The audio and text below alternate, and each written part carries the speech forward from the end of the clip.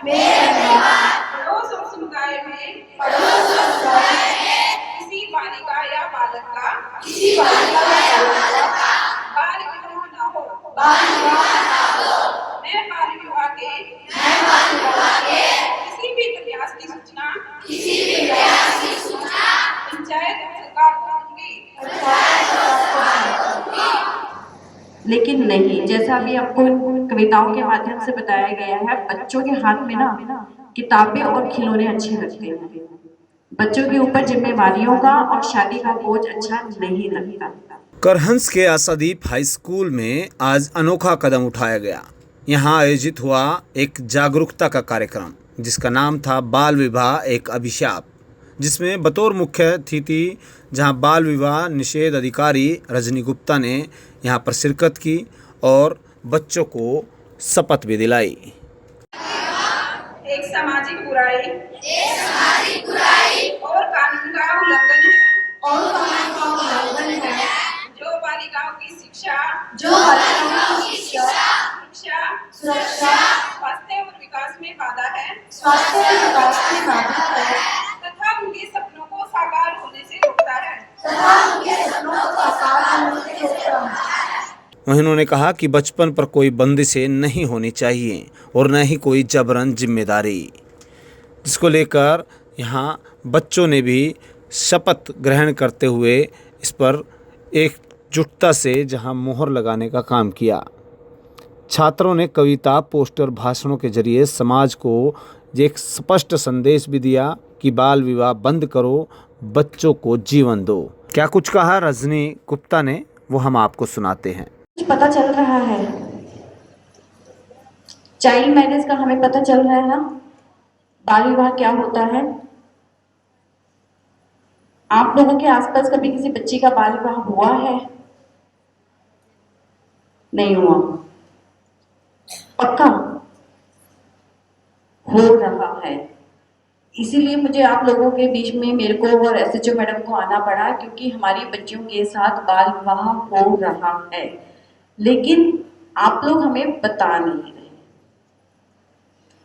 मैं कुछ नहीं आप लोगों के खिलाफ, आज हम लोग कुछ नहीं करना है, सिर्फ हम आप बच्चों को समझाने के लिए आए हैं कि आपने क्या करना है। ना बाल विवाह होने देना है और ना किसी बाल विवाह में किसी को जाने देना है।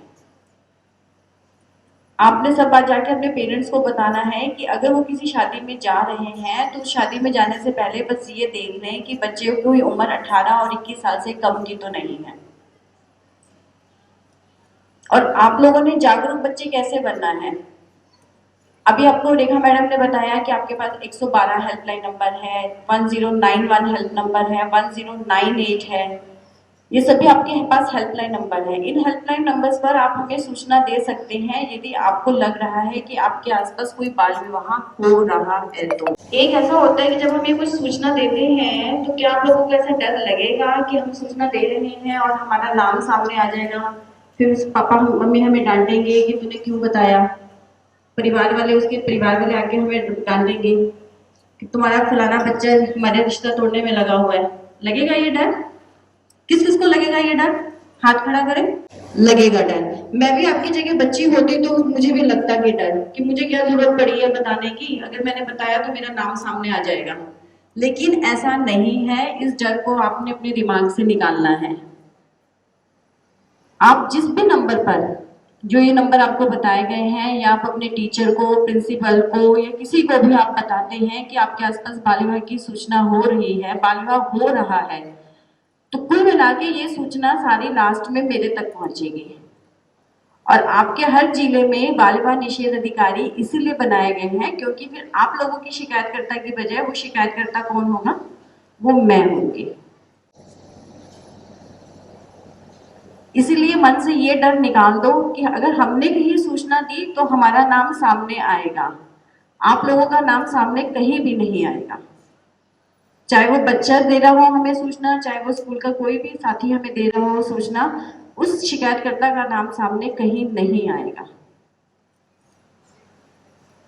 दूसरा, एक हमारे मन में ये भी डर होता है कि हम किसी के घर में कोई शादी हो रही है, वो बेचारा बहुत गरीब है, मुश्किल से लड़का मिला है, लड़की भी राजी है शादी के लिए, परिवार वाले भी राजी हैं शादी के लिए, तो क्यों उनकी शादी को तोड़ना? होता है? क्यों उनके खिलाफ कोई कानूनी कार्रवाई अमल में लानी? इस मुहिम में शिक्षक, अभिभावक, छात्र एक साथ आए और एक आवाज़, एक सोच, जहां बचपन को बचाओ। आशादीप हाई स्कूल ने जहां रास्ता दिखाया है, अब हर स्कूल, हर गली में यह संदेश गूंजेगा। पानीपत से धर्मवीर कुमार की रिपोर्ट, सिटी तहलका।